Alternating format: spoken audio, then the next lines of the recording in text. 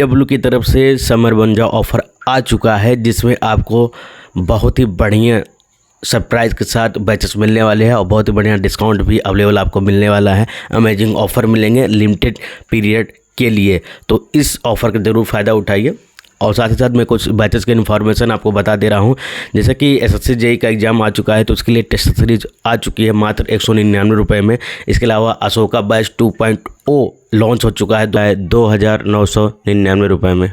इसके अलावा RRB JEE express 2.0 वो लॉन्च हो चुका है 1999 रुपये में। कर्तव्य बैच एई और जेई के लिए 3499 रुपये में है। एसएससी जेई 2024 का अभ्यास बैच 749 रुपये में है। यूपी त्रिभुवन जेई फाउंडेशन 2.0 सिविल वालों के लिए 1999 रुपये में है। चाणक्य बैच एई जेई वीओडी रहेगा 1749 रुपये में। फतेह बैच एसएससी जेई CBT 1 और CBT 2 आपका रहने वाला है 1599 रुपये में। एडिशनल इन्फॉर्मेशन आप लिख लिए ये है कि एसएससी जेईई का नोटिफिकेशन आउट हो चुका है। 900 प्लस वैकेंसी रहने वाली, बहुत ही शानदार है।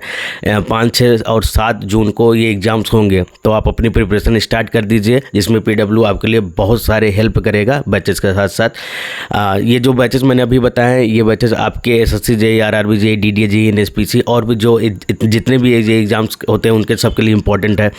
सभी बैचेस आपको न्यू पैटर्न पर और न्यू सिलेबस पर पढ़ाए जाएंगे। लेक्चर्स आपको डिलीवर्ड होंगे हिंदी और इंग्लिश दोनों लैंग्वेज में। क्लास नोट्स डीपीपी और डीपीपी सॉल्यूशन भी प्रोवाइड किया जाएगा। चैप्टर वाइज नोट्स भी आपको प्रोवाइड किए जाएंगे। वीकली टेस्ट होंगे, आपका मंथली टेस्ट होगा और मॉक टेस्ट आपके सब्जेक्ट वाइज भी टेस्ट होंगे। लाइव लेक्चर जो मिलेंगे वो इंडिया के टॉप फैकल्टी द्वारा पीडब्ल्यू एप्लीकेशन पर मिलने वाले हैं।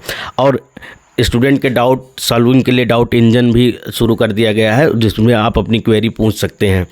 साथ ही साथ इन सभी बैचों के साथ एई जेईई खजाना भी ऐड कर दिया गया है मात्र 1499 रुपये में। रिकॉर्डेड रहेगा ये इंडिया के टॉप फैकल्टी द्वारा। इसमें डीपीपी और डीपीपी सॉल्यूशन भी आपको बाइलिंगुअल प्रोवाइड किए जाएंगे। और इन सभी बैचेस में आप मेरा कोड यूज़ कर सकते हैं EG250, जिसमें 250 रुपये का इंस्टेंट डिस्काउंट मिल जाएगा। जितने भी बैचेस मैंने अभी बताए हैं, चाहे वो सिविल का हो, मैकेनिकल का हो, इलेक्ट्रिकल का हो, सभी बैचेस के लिंक आपको डिस्काउंट बॉक्स में मिल जाएंगे। वहाँ से डायरेक्ट जाके आप इनरोल कर सकते हैं। कोड मत भूलिएगा EG250, जिसमें 250 रुपये का डिस्काउंट आपको मिलने वाला है टेक्निकल सेक्शन में। और 50 क्वेश्चंस रीजनिंग के और 50 क्वेश्चंस जीके के प्री में रहते हैं। तो मेरे 50 में 48 क्वेश्चंस मैंने अटेम्प्ट किए थे प्री में 2020 में, तो 48 आउट ऑफ 48 मेरे सही थे। जीके में मैंने 25 अटेम्प्ट किया आउट ऑफ 50, तो उसमें से मेरे 2 रॉन्ग हुए। और टेक्निकल सेक्शन में 74 क्वेश्चन मैंने अटेम्प्ट किया था आउट ऑफ 100, तो उसमें से 73 करेक्ट हुए, 1 क्वेश्चन मेरा रॉन्ग हुआ था 2020 में। एक्यूरेसी तो आपकी बहुत ज्यादा अच्छी है। एक्यूरेसी सर 2000 उसके पीछे 2019 की स्टोरी है, क्योंकि 2019 में मेरा सिलेक्शन रह गया था, तो मैंने 3-4 क्वेश्चंस का उस टाइम गेस वर्क किया। मुझे कुछ क्वेश्चंस पे डाउट था, उसके कारण मेरे नेगेटिव मार्क्स हो गए। तो मैंने डिसाइड कर लिया कि अपनी एक्यूरेसी पे वर्क करना, और गेस वर्क तो बिल्कुल भी नहीं करना एग्जाम में, not even in single question, क्योंकि वो नेगेटिव ही कराता है। अगर हम मेंस की बात करते हैं, तो अगर हम बुक्स जानना चाहें, कौन कौन से बुक्स आपने स्टडी के दौरान पढ़ी, तो वो बुक्स हम जानना चाहेंगे इलेक्ट्रिकल स्टूडेंट के लिए। सर मेंस में तो सबसे पहले, क्योंकि मेंस डिस्क्रिप्टिव पेपर रहता है, तो पहले तो इसका आइडिया लगाना जरूरी था कि क्वेश्चंस किस टाइप के आते हैं और हमें लिखना कैसे है। आंसर पता रहता है, बट लिखना एक प्रॉपर वे पे होना चाहिए, तभी मार्क्स स्कोर कर सकते हैं। तो मैंने पहले तो मेड इजी की डिस्क्रिप्टिव बुक आती है एसएससी जेईई पेपर 2 के लिए, वो मैंने परचेस कर ली थी।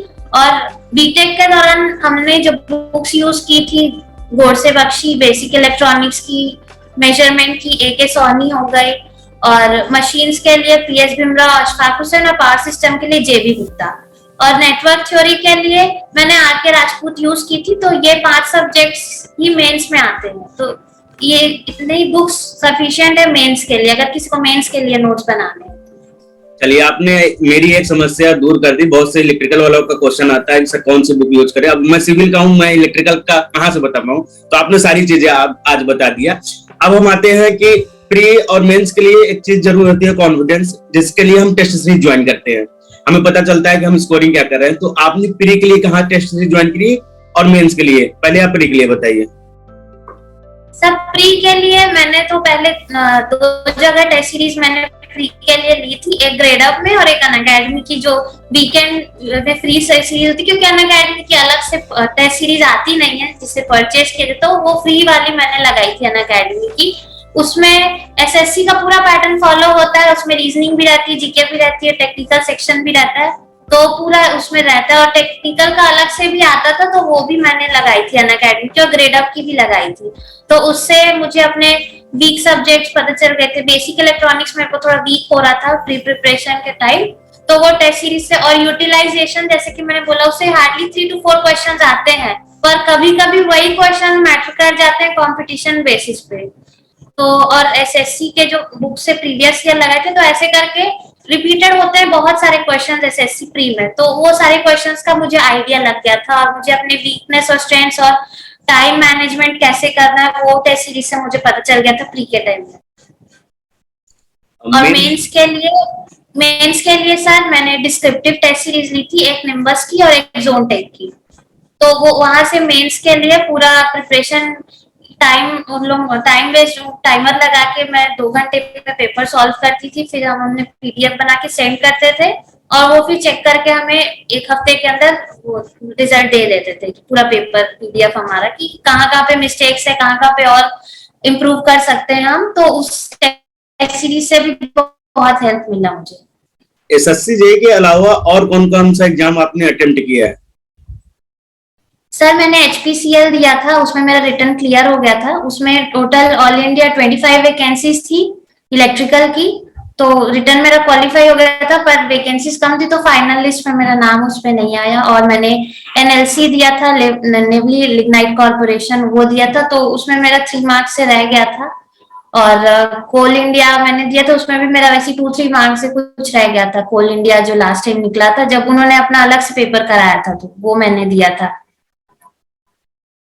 और अभी मैंने अपने स्टेट इलेक्ट्रिसिटी बोर्ड का पेपर दिया हुआ है, तो उसमें आंसर की से मैंने चेक किया, तो 88.5 आउट ऑफ 100 मार्क्स मेरे आ रहे हैं, बट अभी रिजल्ट आया नहीं है, नॉर्मलाइजेशन होके बचा हुआ है अभी रिजल्ट आना। हो जाएगा, हमारी तरफ से गुड विशेष है, आपका सिलेक्शन हो जाएगा। Thank you sir. हम आपका स्टडी शेड्यूल जानना चाहेंगे कि स्टडी शेड्यूल आपका क्या था मॉर्निंग टू इवनिंग का?